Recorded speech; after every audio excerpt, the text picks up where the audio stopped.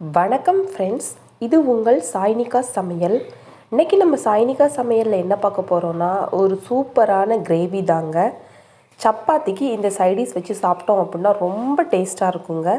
இந்த கிரேவி எப்படி செய்யலாம் அப்படிங்கிறத பார்க்குறதுக்கு முன்னாடி நீங்கள் இன்னும் நம்மளோட சாய்னிகா சமையலை சப்ஸ்கிரைப் பண்ணலை அப்படின்னா மறக்காமல் சப்ஸ்கிரைப் பண்ணி வச்சுக்கோங்க. வாங்க ஃப்ரெண்ட்ஸ், வீடியோக்குள்ளே போகலாம்.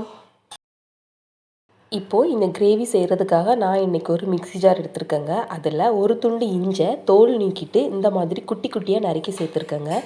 கூடவே ஒரு 7 பல் பூண்டு சேர்த்துருக்கேங்க. காரத்துக்காக 2 பச்சை மிளகாய் சேர்த்துருக்கேங்க. இப்போ ஒரு பெரிய சைஸ் வெங்காயத்தை நீல வாக்கில் நறுக்கி வச்சுருக்கேங்க. அதையும் நான் அதில் சேர்க்குறேங்க. கூடவே 2 தக்காளியை நீளமாக நறுக்கி அதையும் சேர்த்துருக்கேங்க.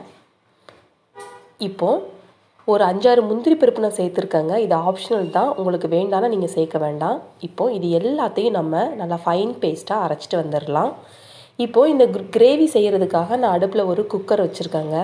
அதில் 2 டேபிள் ஸ்பூன் ஆயில் சேர்த்துருக்குறேன். ஆயில் ஹீட் ஆனதும் ஒரு துண்டு பட்டை, 2 ஏலக்காய், 3 கிராம்பு, ஒரு பிரிஞ்சி இலை இதெல்லாம் நம்ம சேர்த்துக்கலாம்.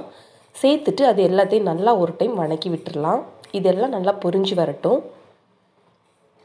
இப்போ ஒரு ஸ்பூன் சோம்பு சேர்த்துருக்கேங்க. இது எல்லாம் பொரிஞ்சதும் நம்ம அரைச்சி வச்சுருக்கிற விழுதை இதில் சேர்த்துடலாங்க. இந்த கிரேவி பார்த்திங்கன்னா நம்ம சட்டுன்னு செஞ்சு முடிச்சிடலாங்க. ஏன்னா நம்ம எல்லாத்தையும் மொத்தமாக அரைச்சி வச்சுருக்குறோம். அதனால குக்கரில் வைக்க போகிறோம். சீக்கிரமாக செஞ்சு முடிச்சிடலாம். இப்போது நம்ம அரைச்ச விழுது எல்லாத்தையுமே இதில் சேர்த்தாச்சு. சேர்த்துட்டு அதோட பச்சை வாசனை போகிற வரைக்கும் நல்லா ஒரு டைம் நம்ம வணக்கி விட்டுறலாம். எண்ணெயில் அது வெந்து வரட்டும். மசாலாத்தூள் சேர்த்துக்கலாங்க. நான் இன்றைக்கி 1/2 ஸ்பூன் மிளகாய்த்தூள் சேர்த்துருக்கேங்க. கூடவே 1/4 ஸ்பூன் கரம் மசாலா தூள் சேர்த்துருக்கேன்.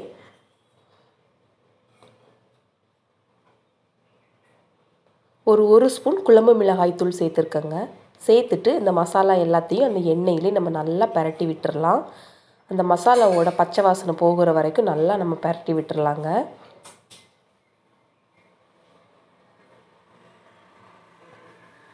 பாருங்கள், நல்லா பரட்டி விட்டாச்சு. இந்த டைமில் ஒரு கொத்து கருவேப்பிலையை கிள்ளி சேர்த்துருக்கேங்க. சேர்த்துட்டு அதையும் நம்ம நல்லா ஒரு டைம் கலந்து விட்டுறலாம்.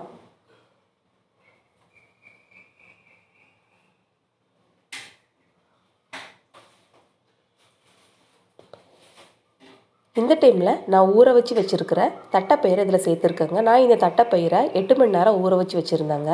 அதை நல்லா கழுவிட்டு நம்ம இதில் சேர்த்துடலாம். தட்டைப்பயிர் நல்லா ஊறி இருக்கும்போது டக்குன்னு வெந்துருங்க. இப்போது தட்டைப்பயிர் கூட அந்த கிரேவியெல்லாம் சேர்த்து நல்லா கலந்து விட்டுடலாம். இதுக்கு தேவையான அளவுக்கு உப்பு சேர்த்துக்கலாங்க. சேர்த்துட்டு அதையும் நம்ம கலந்து விட்டுடலாம்.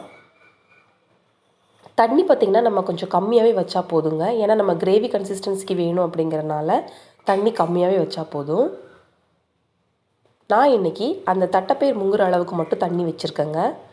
வச்சுட்டு நல்லா ஒரு டைம் இதை நல்லா கலந்து விட்டுறலாம்.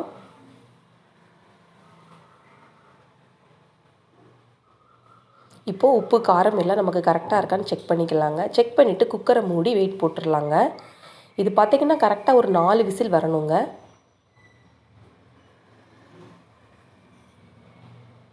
4 விசில் வந்துருச்சு. இப்போ நம்ம இதை ஓப்பன் பண்ணி பார்க்கலாம். பாருங்கள், நம்மளுடைய சுவையான தட்டைப்பயிர் கிரேவி ரொம்பவே சூப்பராக ரெடி ஆயிருச்சுங்க. இப்போது ஒரு கைப்பிடி அளவுக்கு நறுக்குன மல்லி இலை தூவி இதை நம்ம பரிமாறலாங்க. ரொம்பவே டேஸ்ட்டாக இருக்குங்க. இந்த கிரேவி பார்த்திங்கன்னா சப்பாத்தி கூட சாப்பிடும்போது அவ்வளோ அருமையாக இருக்கும். நம்ம சப்பாத்தி, பூரி, இட்லி, தோசை கூட நம்ம இதை சாப்பிட்லாங்க. நாங்கள் இப்போ இந்த கிரேவியை சப்பாத்தி கூட சாப்பிட போகிறோம். நீங்களும் இதே மாதிரி செஞ்சு பார்த்துட்டு எப்படி இருந்துச்சு அப்படின்னு கமெண்ட்ஸ் பாக்ஸில் கமெண்ட்ஸ் பண்ணுங்கள். மறக்காமல் நம்மளோட சாய்னிகா சமையலை சப்ஸ்கிரைப் பண்ணுங்கள். உங்களுக்கு இந்த வீடியோ பிடிச்சிருந்துச்சு அப்படின்னா லைக் பண்ணுங்கள், ஷேர் பண்ணுங்கள். நாளைக்கு மற்றும் ஒரு புது ரெசிபியோடு நம்ம சந்திக்கலாம். தேங்க்ஸ் ஃபார் வாட்சிங்.